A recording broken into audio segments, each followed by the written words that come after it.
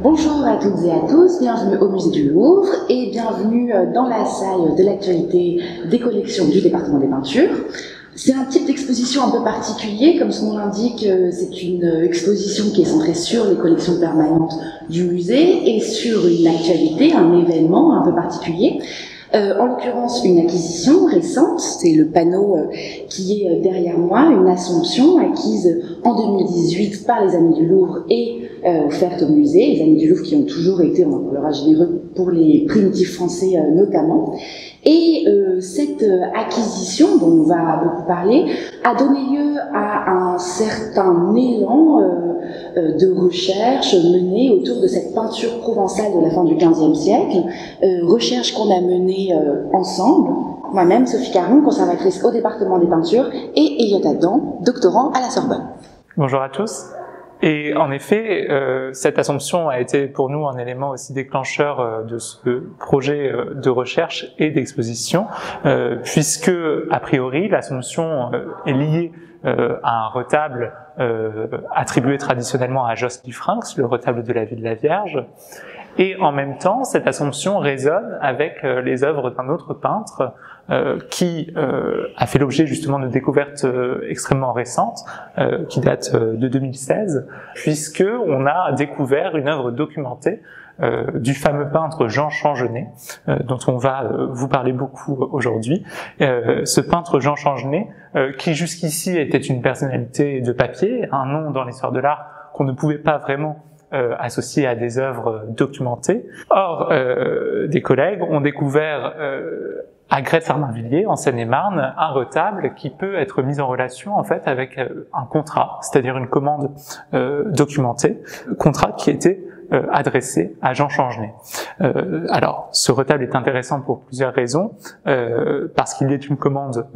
d'un parlementaire dijonnais à un peintre actif en Provence, parce qu'il nous permet également de saisir quelque chose de la personnalité artistique de Jean Changenay, d'assurer également l'attribution de plusieurs œuvres à ce peintre, et parmi ces œuvres, justement, il est possible d'observer des relations entre les œuvres de Jean Changenay et le panneau de l'Assomption, qui, pour ainsi dire, se situe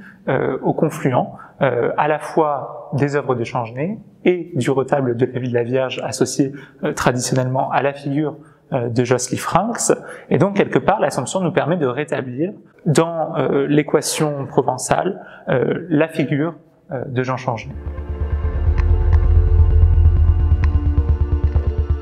Alors les Changenay, c'est une famille de peintres originaires de Dijon, une famille de peintres composée finalement de plusieurs personnalités qui ont vécu sur plusieurs générations. Et cette famille, en fait, elle prend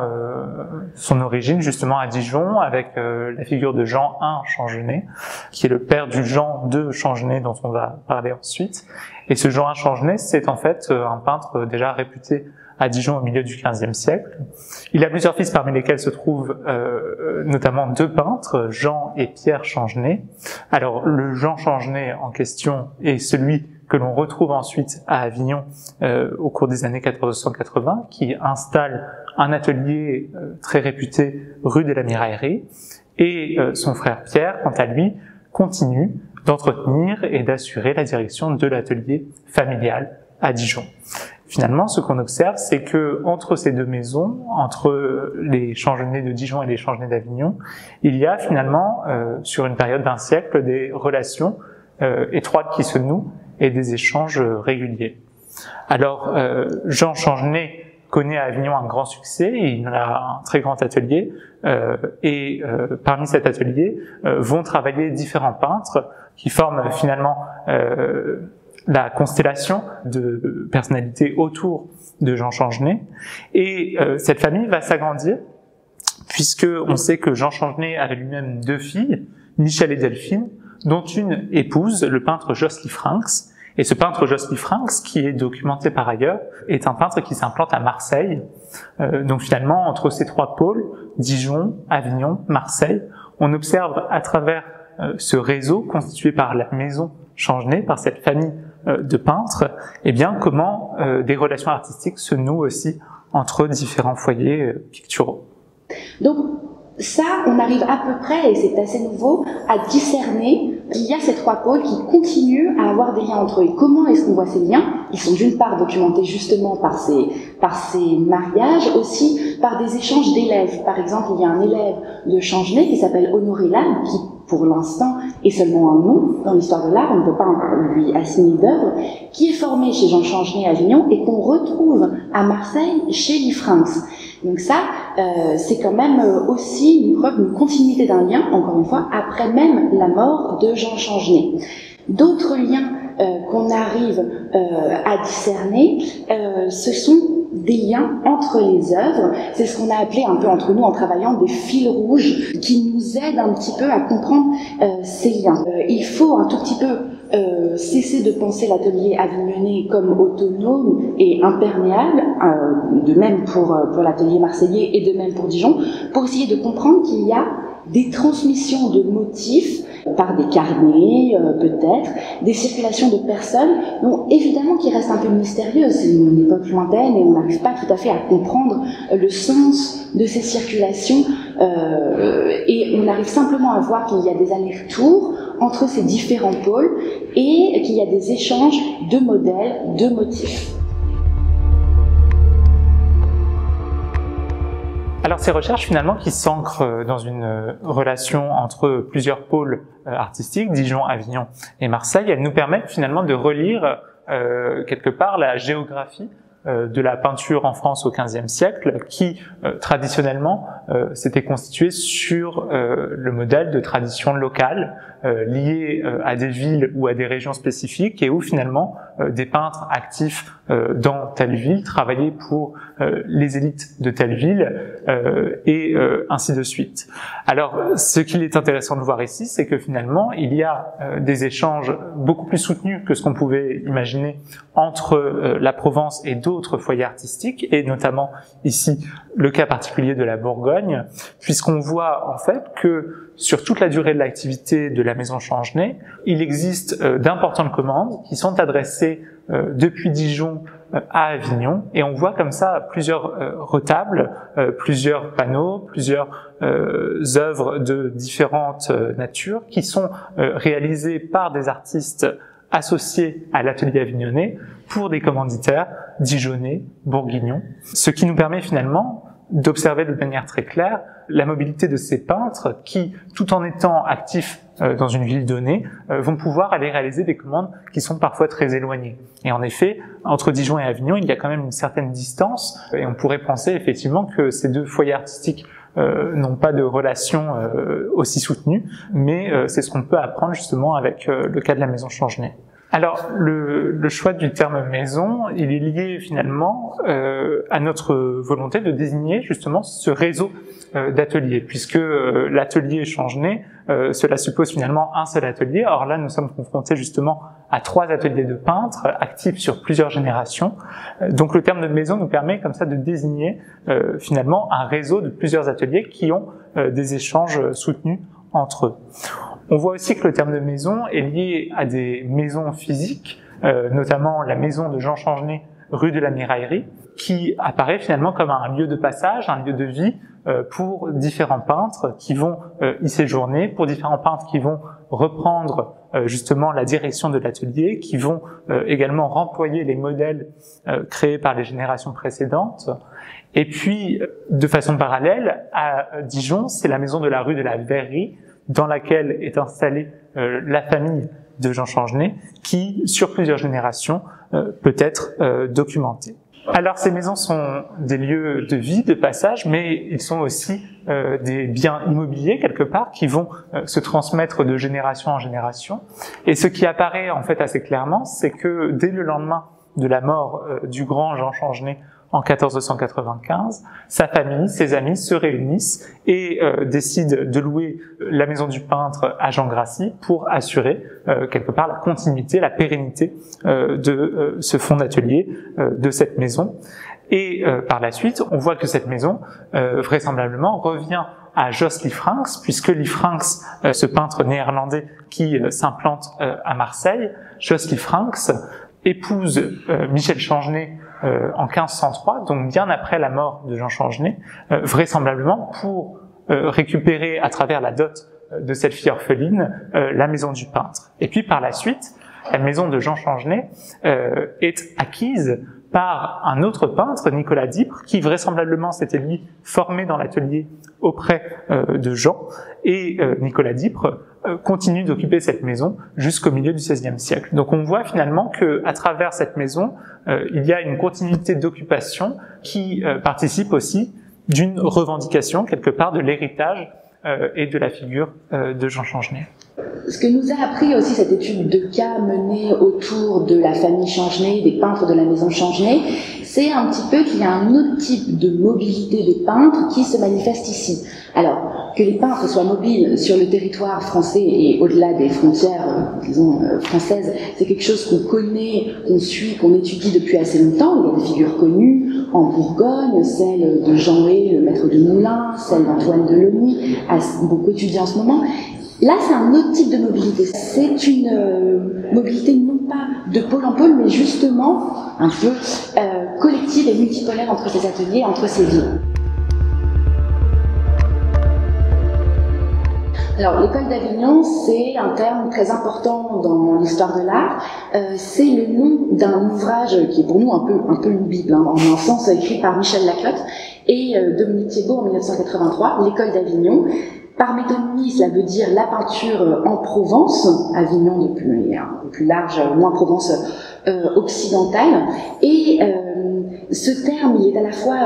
très important et utile pour comprendre qu'il y a une dynastie de peintres que l'on peut d'ailleurs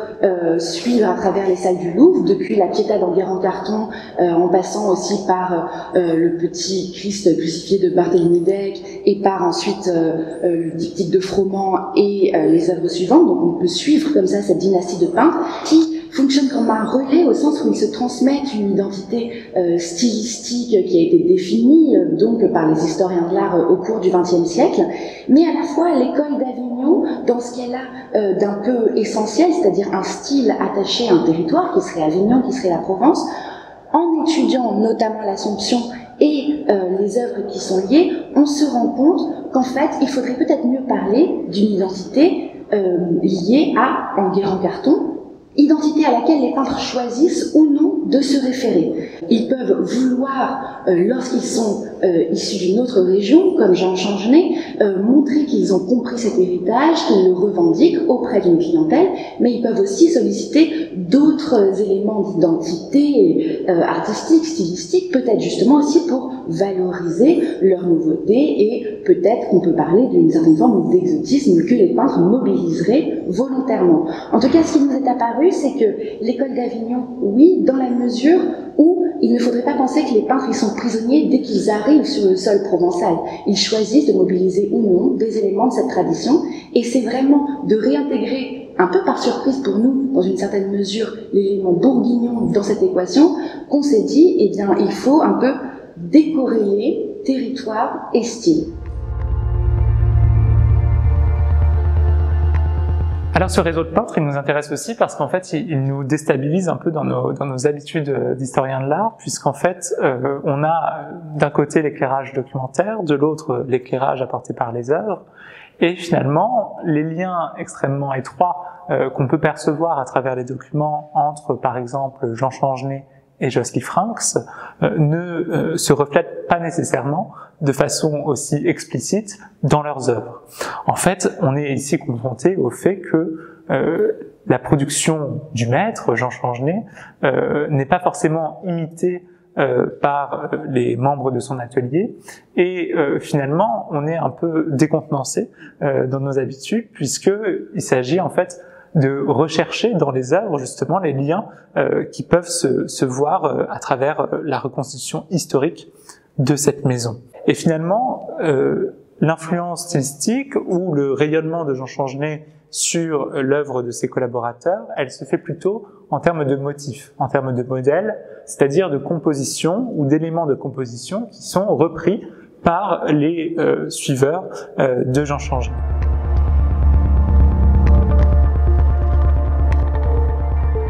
Cette Assomption, tout d'abord, on est ravis que pour la première fois, elle soit visible par le public, parce que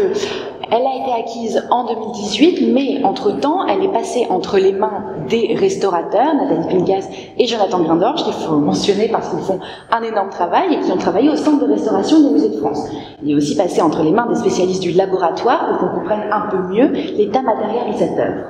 Donc quand on l'a acquise, elle était très encrassée, comme on dit, entièrement jaune. On distinguait très mal la composition, l'éclat des couleurs était totalement étouffé. Et c'est à l'issue de ce long travail qu'on peut aujourd'hui la faire découvrir au public avec cet éclat, cette fraîcheur retrouvée. Et vraiment, c'est une grande satisfaction pour nous. Donc l'Assomption, peut-être pas inutile de rappeler que c'est un épisode très fréquemment représenté au XVe siècle, qui est la montée de la Vierge aux cieux, devant donc cette assemblée d'apôtres. C'est une iconographie qui ici trahit son origine italienne parce qu'il y a ce détail qui est que Saint Thomas, qu'on voit ici, reçoit la Sainte Ceinture, la Sacra Cintola, qui était vénérée à Prato, en Toscane, depuis le XIIe siècle. Donc, la mention de cet épisode particulier, relaté par Jacques de Voragine, et qui fait référence à une relique italienne, trahit un petit peu cette origine toscane de l'iconographie. Alors, ce panneau, par son format, par le fait qu'il est peint à son revers de la figure d'un saint en pied devant un fond de brocart, un saint-Yves, se rattache finalement à un ensemble de 5 panneaux conservés de façon fragmentaire ou plus complète à Avignon au musée du Petit Palais, à Bruxelles au musée royal des Beaux-Arts, mais également ici même au Louvre avec la visitation et l'adoration de l'enfant. Et ces panneaux, manifestement, appartenaient à des volets d'un retable monumental consacré à la vie de la Vierge. Alors, l'appartenance de l'Assomption à cet ensemble n'est pas assurée, comme nous le verrons, puisque on retrouve quelque part une ambition supérieure dans ce panneau. Mais ce qu'on peut voir dans l'exposition et le mérite finalement de la réunion de ces œuvres, c'est cet effet d'atelier, c'est-à-dire un effet d'atelier qui passe par le partage d'une palette, par exemple dans ces vermillons, dans ces grands revers blancs qui viennent ouvrir les manteaux d'azur de la Vierge, dans des éléments également de motifs, notamment dans les paysages, où l'on retrouve finalement, notamment dans la visitation, ces ciels blancs un peu laiteux, rechampis, c'est-à-dire pour repasser les contours, et ces arbres en parasol, ces collines bleutées dans l'horizon. Donc finalement, un certain nombre d'éléments qui ont fait que la première fois finalement que ces œuvres ont été réunies en salle, il nous est apparu vraiment un effet assez frappant justement de connivence entre ces œuvres liées non seulement au partage de personnages comme la Vierge ou certaines têtes d'expression, mais également à des éléments matériels, à la palette, au travail même de la peinture sur le panneau et bien sûr au format de ces œuvres. Vraisemblablement, ces œuvres appartiennent à une production standardisée dans le sens où les formats des panneaux sont standardisés pour composer par la suite des volets pour différents retables, sans pour autant que ces œuvres soient nécessairement liées à un seul et même retable. Donc effectivement, comme Elliot l'a dit, comme tu l'as dit, quand on a vu ces œuvres ensemble pour la première fois, les ressemblances, les connivences nous sont apparues très évidemment. Mais tout aussi évidemment, nous est apparue la singularité de cette Assomption, qui, par bien des aspects, ne s'inscrit pas si bien que cela dans cette série de 5 panneaux. Et ce, pour plusieurs raisons. D'abord, certes, il y a cette Vierge qu'on retrouve d'un panneau à l'autre, mais il y a un traitement des figures, des personnages qui est assez différent. Il y a une ambition dramatique bien supérieure dans ce panneau de l'Assomption. Peut-être que c'est dû au sujet, l'Assomption même, et l'effroi des apôtres, mais on ne retrouve pas cette sérénité, cette espèce de douceur qui habite les autres personnages. Ici, on voit que c'est l'expressivité des apôtres qui est recherchée, non seulement dans l'expression de leur visage, avec leurs yeux, par exemple, celui-ci, avec leurs yeux qui descendent, tiennent les bouches entrouvertes, et les drapés participent à exacerber l'impression dramatique que l'on voit dans ce panneau. On peut voir tout simplement au premier plan le manteau de Saint Jean, puisqu'il s'agit de Saint Jean qui se déploie en circonvolution assez complexe et assez sophistiquée sur le sol, une ambition, un aspect sophistiqué qu'on ne retrouve pas dans les autres panneaux que nous avons ici au Louvre. Cette distinction nous fait penser que même si l'on se trouve dans le même atelier, peut-être sont des peintres différents qui ont réalisé ces deux panneaux d'une part et l'Assomption d'autre part. Cela ne veut pas dire que ce n'est pas le même retable, dans la mesure où tout le monde collabore dans cet atelier, peut-être plusieurs peintres peuvent-ils collaborer pour créer ces volets. Alors finalement, cet esprit de collaboration, on le retrouve dans les documents et dans une certaine mesure, les éléments du retable de la vie de la Vierge reflètent justement le caractère cosmopolite de l'atelier auquel nous proposons de les associer, puisqu'on sait en effet donc que Jos Liefrinx, le gendre posthume de Jean Changenay, est établi à Marseille dans un atelier qu'il partage avec un associé, Bernardino Simondi. On sait également que ces deux peintres ont plusieurs apprentis, dont notamment Honoré Labre, qui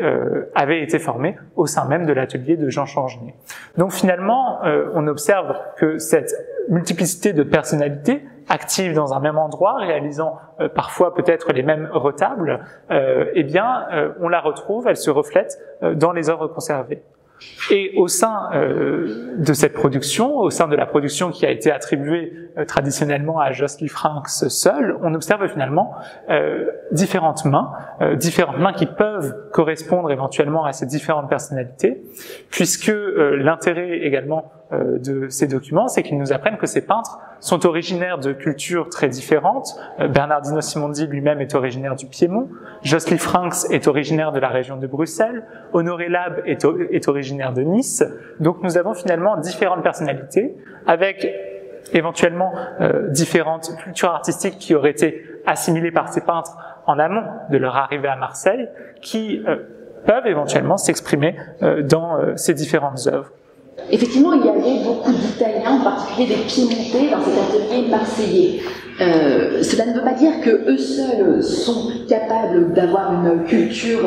artistique piémontaise, parce que tout circule à ce moment-là entre la Provence, le Piémont et même les Flandres, mais il y a un certain nombre d'éléments qui rattachent particulièrement cette œuvre à la tradition italienne. Et c'est en particulier ce que nous montre cette présence un peu déroutante d'un personnage ici parmi les apôtres qui paraît un petit peu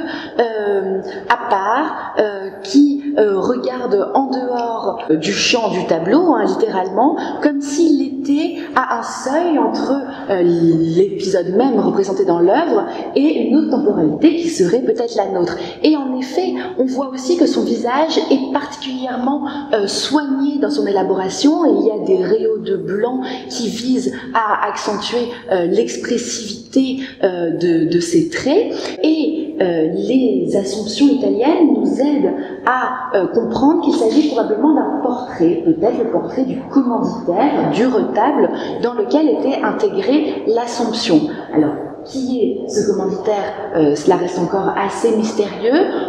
Nous avons avancé certaines pistes dans le catalogue qui accompagne cette exposition que nous avons écrit ensemble avec Elliott. On pense, et c'est aussi ce que nous aide à penser le Saint-Yves, patron des gens de droit au revers, on pense qu'il s'agit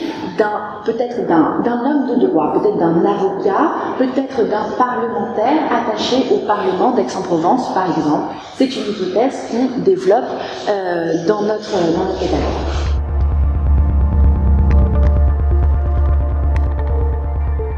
On est donc devant les trois prophètes. C'est un des panneaux les plus, j'allais dire, mystérieux de la collection de peintures du Louvre. Un panneau qui a été beaucoup regardé, travaillé, étudié par Charles Sterling, qui est le grand historien de l'art des primitifs français, mais un panneau mystérieux parce qu'il s'est toujours dérobé à une attribution qui fasse un peu consensus parmi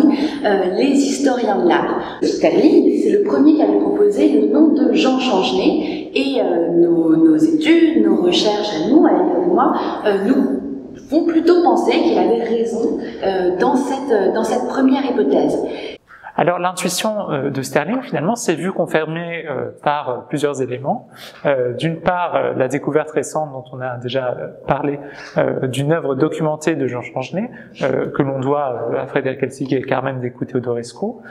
découverte qui nous permet justement de rencontrer Jean Changenay à travers une œuvre dont l'attribution ne peut être réfutée. Et donc ce retable compte plusieurs volets, et parmi ces volets, le mieux conservé et celui qui se prête le plus justement à une étude stylistique, c'est un volet en grisaille qui représente Saint Bénigne, saint patron de Dijon, Saint Bénigne devant un fond de marbre rouge, et ce Saint Bénigne nous apparaît finalement comme lui-même l'œuvre d'un peintre extrêmement talentueux, extrêmement ambitieux, et dont le talent apparaît précisément comparable à celui du peintre des Trois Prophètes. On a effectivement la possibilité de comparer les visages, par exemple, de ces prophètes avec celui du Saint Bénigne, et on retrouve quelque chose de cette émotion figée, de cet instant arrêté de la composition, qui tend à capturer les visages de façon presque cinématographique ou photographique pour appuyer justement leur expressivité. On voit également dans le détail du traitement des visages un nombre d'analogies qui est extrêmement convaincant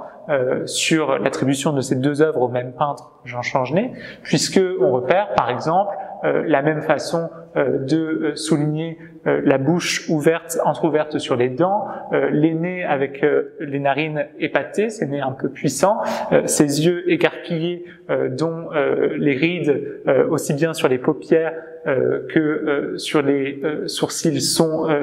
appuyés, et puis ces sourcils broussailleux, donc finalement un certain nombre d'analogies qui, de façon assez intuitive, finalement, rapprochent ces œuvres, en tout cas de notre point de vue. Ce que l'on peut observer aussi entre ces œuvres, mais également avec l'œuvre en collection privée dont a parlé Sophie, c'est que il y a chez Changenay un certain talent à arrêter ces personnages dans un moment un peu atemporel. On a l'impression que ces personnages sont contemporains de nous. On a l'impression également qu'ils résonnent finalement avec des personnes qu'on pourrait croiser dans la rue. Donc il y a quelque chose d'atemporel finalement dans l'œuvre de Changenay, de contemporain qui nous séduit et qui quelque part nous montre aussi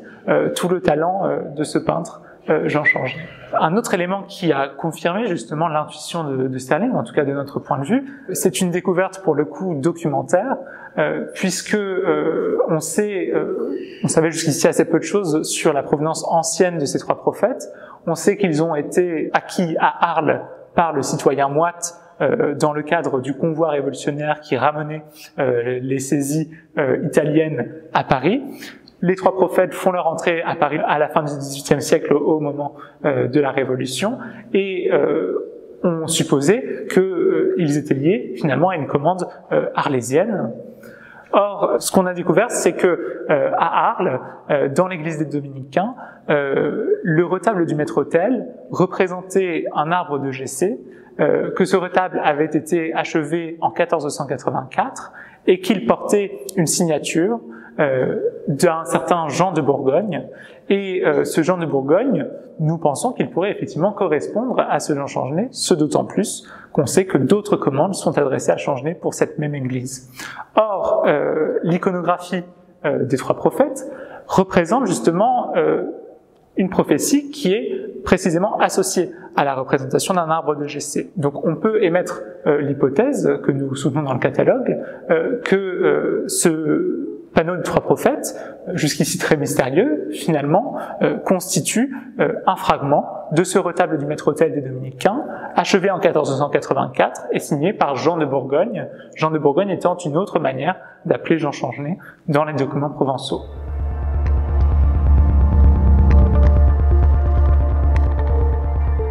Alors, nous sommes ici devant un calvaire qui, depuis peu, est connu comme le calvaire du Parlement de Dijon, on va en reparler, qui a été acquis au Louvre en 1962 à l'initiative de Sterling, qui était celui qui connaissait et qui s'intéressait le plus à cette peinture provençale. Il a été acquis donc à cette date et immédiatement associé au nom de Josely Franks, donc actif à Marseille en cette fin du XVe siècle. Alors, ce panneau, on l'a dit, avait été acquis donc en 1962 à Rome, et on savait assez peu de choses de sa provenance jusqu'alors. Charles Serling rapportait une tradition selon laquelle l'œuvre se trouvait en Provence ou en Languedoc auparavant, mais une découverte là encore extrêmement récente, réalisée par Carmen de Teodorescu, nous permet en fait de comprendre que cette œuvre figurait au début du XVIIe siècle dans le Parlement de Dijon, et cette découverte en fait elle résonne finalement avec les résultats de nos recherches, puisque finalement ces relations très soutenues qu'on observait entre la Bourgogne et Provence du temps de Jean Changenay se poursuivent après sa mort, et notamment sous la figure désormais tutélaire de Josely Franks, qui manifestement à son tour a réalisé d'autres commandes pour des Bourguignons, le calvaire du Parlement de Dijon, mais également peut-être pour ce qui concerne les membres de son atelier, les peintures murales de l'église de Sennecey-le-Grand. Et donc cette œuvre, manifestement, ornait la chambre du Parlement de Dijon, qui était un peu itinérant à l'époque, et nous supposons qu'elle a en effet été commandée au peintre marseillais Josely Franks. Donc on a là une illustration flamboyante de ces mobilités d'œuvres, de commanditaires et d'artistes entre Bourgogne et Provence. Ce qu'on voit aussi, c'est que le prestige de la maison Changenay continue d'attirer à Dijon une importante clientèle, et que, après la mort de Jean Changenay, eh bien cette clientèle s'adresse désormais à son successeur, son gendre posthume, Josely Franks, pour réaliser des commandes aussi prestigieuses. Alors, il faut peut-être dire un mot de la fonction de l'œuvre, puisque ce calvaire, qui est une scène religieuse, apparaissait donc dans une chambre parlementaire. C'était un usage assez courant, dont on a un autre exemple extrêmement prestigieux au Louvre, qui est la crucifixion du Parlement de Paris, attribuée au maître de Rebudet. Et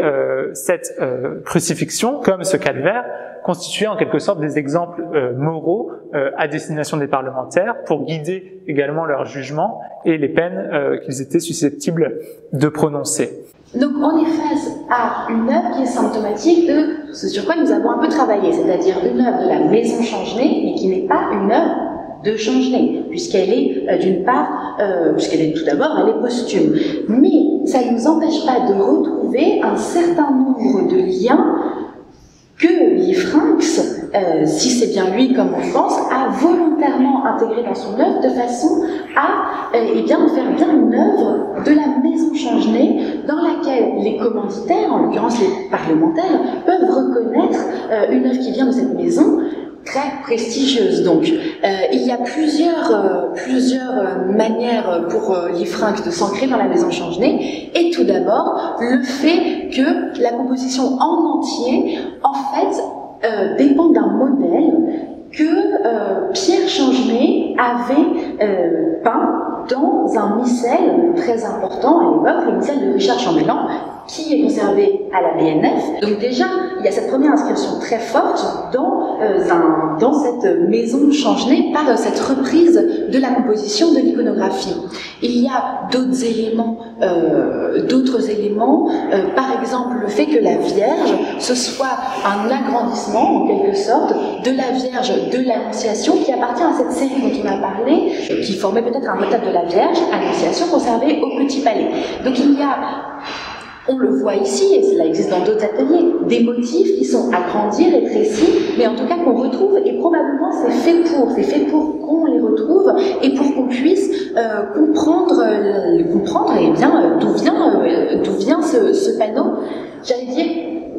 indépendamment du peintre. Alors, ce qu'on voit aussi, c'est que ce panneau, manifestement, non seulement du point de vue de la composition, non seulement du point de vue de la reprise de modèles comme la figure de la Vierge, eh bien, ce panneau reflète quelque part aussi le style de Changenay de manière beaucoup plus intime, de manière beaucoup plus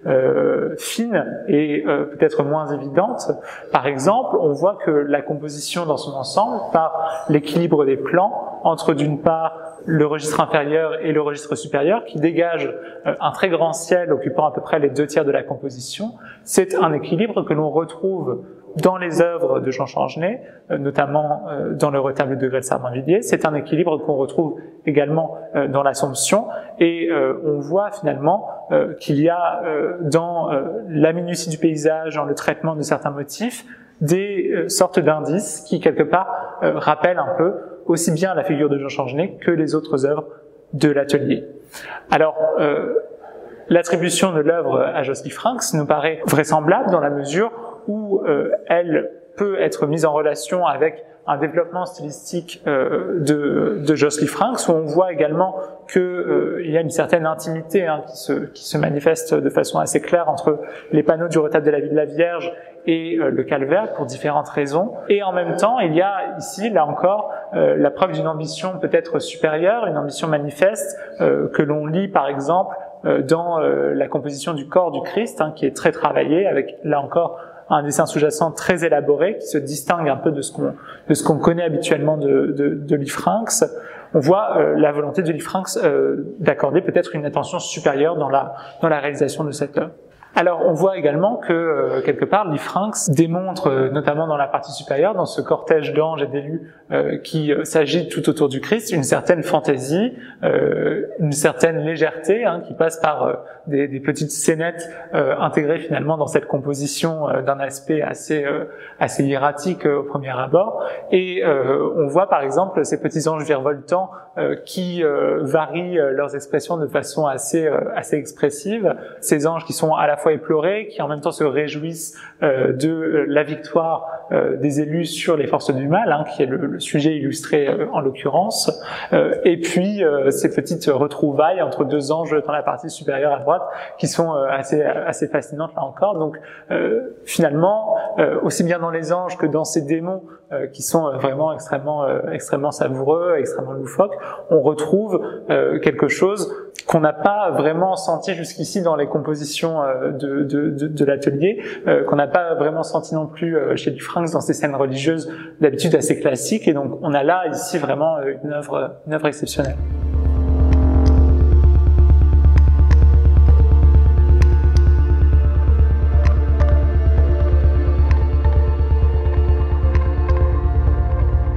Donc cette actualité des collections, cette petite exposition, est accompagnée fort heureusement d'un catalogue qu'on a écrit ensemble, Elliot Adam et moi-même, qui développe un peu plus en 3 pôles, Avignon, Marseille et Dijon, cette histoire de circulation des œuvres et des personnes qu'on a appelée la Maison Changenay. L'exposition dans laquelle nous sommes pourra être visité au Louvre jusqu'au 8 novembre. On l'a voulu dans cette salle très concentrée, ce qui permet non pas d'explorer un parcours, mais justement de circuler assez librement entre ces œuvres, entre ces peintres, puisque c'est ces allers-retours et ces correspondances qu'on vous invite à découvrir, en plus de découvrir des œuvres vraiment d'une qualité majeure, une circulation un peu à l'image de celle qu'on a essayé de faire revivre dans nos recherches entre justement ces différents pôles.